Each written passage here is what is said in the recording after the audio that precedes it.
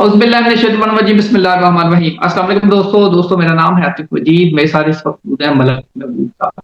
आप किसी तरफ के मोहताज नहीं है, यकीनी तौर पे आपकी जो प्रेडिक्शन आपके सामने आई है, फिर एज इट इज जैसे आप देखते हैं, आप उसी सारी वीडियो जाके देखें। मलक साहब ने जो प्रेडिक्शन की थी उसी तरह हम लेके जा रहे हैं। अस्सलाम वालेकुम सर, कैसे हैं आप? ठीक हैं? जी, अल्लाह का शुक्र है। आप बताते भाई, कैसे हैं आप? अल्हम्दुलिल्लाह अल्हम्दुलिल्लाह। सर आपने 2025 यानी कि आप जब हमने पेशन गोई करवाई थी आपसे और आपने कहा था 2026 में पैसा चेंज आएगा, अपने पैसे को संभाल लें। और यकीनी तौर पे अगर देखा जाए तो अब आप राहु की बात कर रहे हैं कि राहु भी एक्टिवेट हो गया है। फिर हम देखें कि जो तेल का मामला, वेनेजुएला का मामला, ट्रंप साहब ने वहां मामला हो गया, हमला हो गया। उसके बाद मार्केट हिल गई। पूरी दुनिया में एक अब बेचैनी है, पूरी दुनिया में इन्वेस्टर लोग परेशान हैं।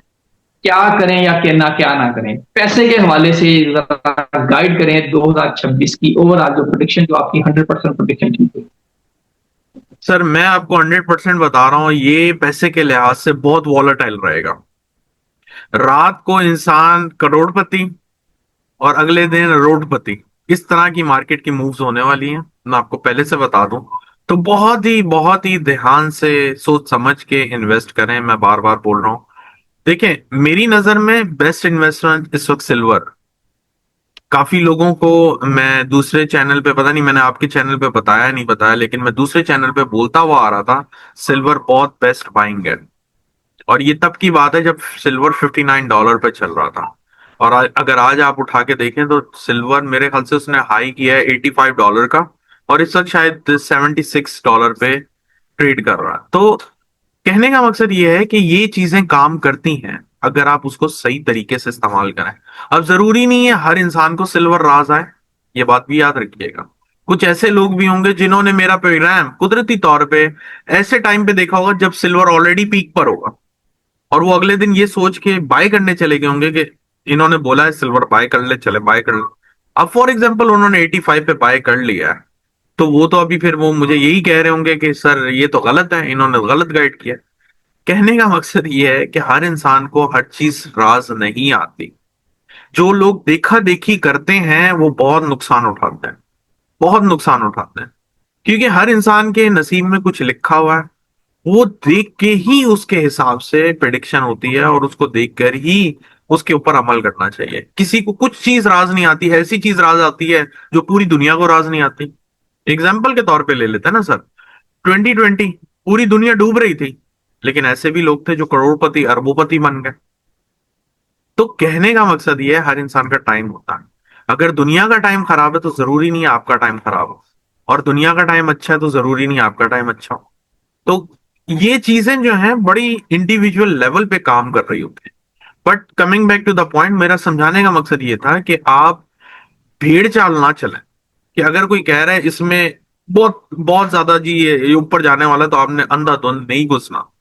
ये जो है एक जनरल प्रिडिक्शन, ये एक जनरल रीडिंग है। जनरल रीडिंग, इसीलिए मैं आपके जितने भी दोस्त यार हैं वो सब यही मुझसे पूछते हैं, सर आप इंडिविजुअल लेवल पे क्यों नहीं देते प्रिडिक्शन? क्योंकि मैं मिसगाइड नहीं करना चाहता। मुझे पता है वो काम करती हैं, मुझे पता है। लेकिन वो जब किसी का नहीं कर गई ना सर, 100 बंदे एक तरफ, एक इंसान का नुकसान हो जाएगा ना, तो वो बहुत ज्यादा हो जाए। तो इसलिए मैं जनरल रीडिंग नहीं करता। अब अगर बात करें पैसे की, तो मैंने जैसे कहा है सोना चांदी ये बेस्ट बाइंग है इस साल की, बेस्ट बाइंग है। लेकिन फिर वही बात है, आपको देखना पड़ेगा आपके जायचे में ये चीज काम करती है नहीं करती। लेकिन ओवरऑल अगर आपने लेवरेज नहीं करना, शॉर्ट टर्म नहीं करना, लॉन्ग टर्म आप इन्वेस्ट कर सकते हैं, इसमें आपको नुकसान नहीं होगा।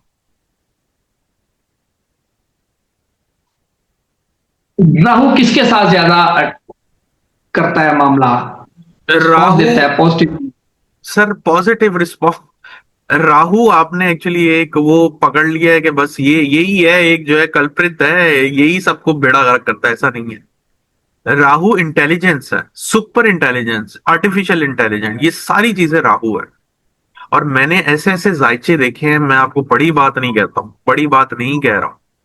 उन लोगों ने बाकायदा तौर पे दज्जाल को देखा है, राहु के राहु के एस्पेक्ट की वजह से। उनके अंदर इतनी पावर आ जाती है और फिर वो डर जाते हैं।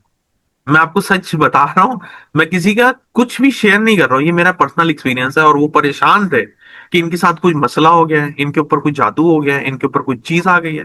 नहीं, ये कुछ भी नहीं है। उनके कॉम्बिनेशन ऐसे थे, मून राहु मर्क्यूरी जब भी ट्राइन में आते हैं, जब भी मून राहु मर्क्यूरी ट्राइन में आते हैं, इंसान के पास एक कह सकते हैं एक अपर लेवल की इंटेलिजेंस आ जाती है जो नॉर्मल इंसान नहीं समझ सकता।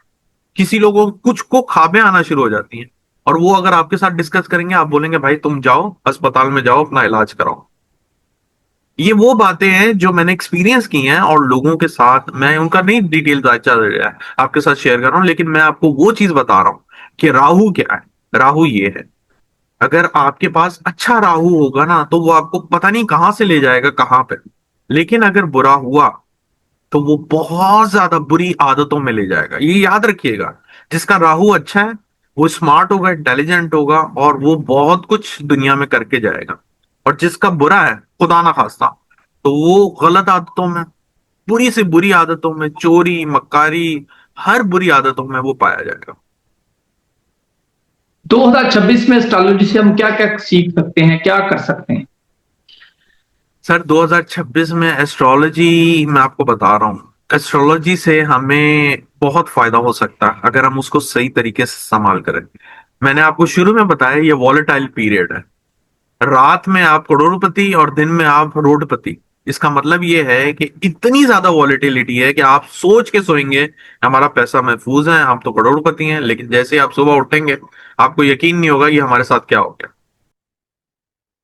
तो जी, यही मैं आपको बिल्कुल। बता रहा था आतिफ भाई कि राहु बड़ा ही इंपॉर्टेंट प्लैनेट है ये एक्चुअली प्लैनेट नहीं। अगर जैसे हम देखें सैटर्न, जुपिटर, मून, मार्स, ये प्लैनेट एग्जिस्ट करते हैं, ये हमारे सोलर सिस्टम में एग्जिस्ट करते हैं। राहु नॉड्स है, परछाई जिसको कहा जाता है, ये वो है, लेकिन ये इतनी पावरफुल है कि ये इंसान का तख्ता पलट देती है।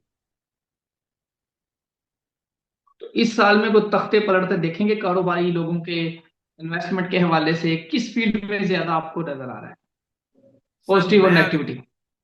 पॉजिटिविटी आपको आईटी में नजर आएगी। आईटी में बहुत, मैंने बोला है, राइज होने वाला है, बहुत ज्यादा राइज होने वाला है। और नेगेटिविटी एज यूजुअल, जैसे मैंने कहा है कि बहुत से स्टार्स ऐसे होंगे, बहुत से ऐसे लोग होंगे फाइनेंशियल मार्केट में जो इसका शिकार होंगे अनफॉर्चुनेटली। और यूट्यूब का फ्यूचर क्या देख रहे हैं सर मेरे ये, जैसे लोगों का? नहीं यूट्यूब, ये आप कनेक्टेड है ना आईटी से, तो आईटी मैंने जैसे बोला है नेक्स्ट लेवल पे जाने वाली है, स्पेशली इंटरनेट।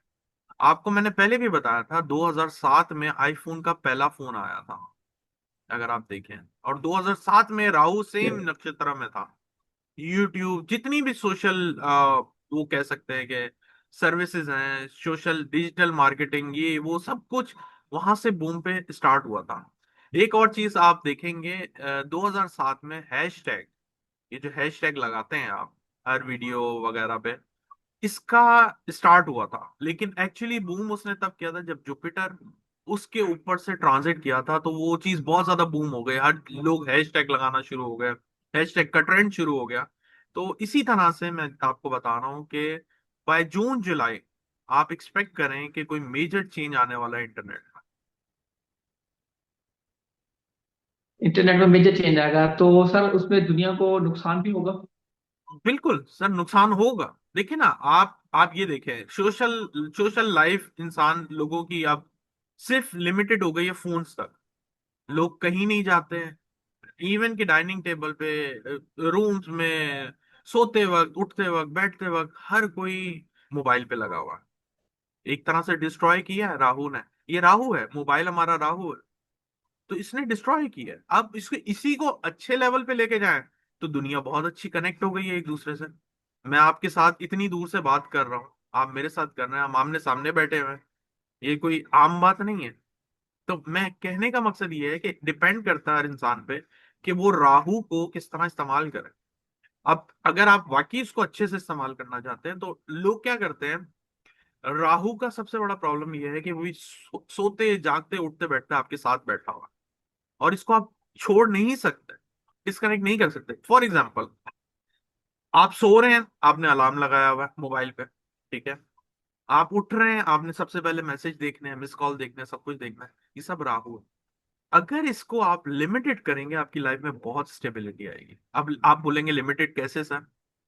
जैसे एक पुराने जमाने में हम अलार्म क्लॉक रखते थे, आप अलार्म क्लॉक रखते थे, उठते हैं, फ्रेश हो आप, 15-20 मिनट राहु से डिस्कनेक्ट रहे, मतलब मोबाइल से डिस्कनेक्ट रहे, अपनी नॉर्मल रूटीन में रहे आप, उसके बाद मोबाइल को उठाएं, तो आपका राहु स्टेबल हो जाएगा।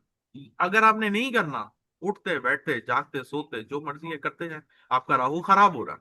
अब ये आपकी मर्जी है, राहु आपने कैसे सही करना। एक और निशानी है राहु की, अगर आपका घर का मेन गेट, उसमें आवाज आती है या वो अड़ता है किसी तरह से या बंद नहीं होता, तब भी आपका राहु खराब है। आप नेक्स्ट प्रोग्राम में याद रखिएगा आतिफ भाई, आपको आज ही बता रहा हूं, हम केतु के ऊपर बात करेंगे। बिल्कुल जी। अगले प्रोग्राम का आने वाले दिनों में आपको जरूरी तौर पे बताएंगे केतु केतु क्या करता है। वेट कीजिए। मुझे और मलिक साहब को दीजिए इजाजत।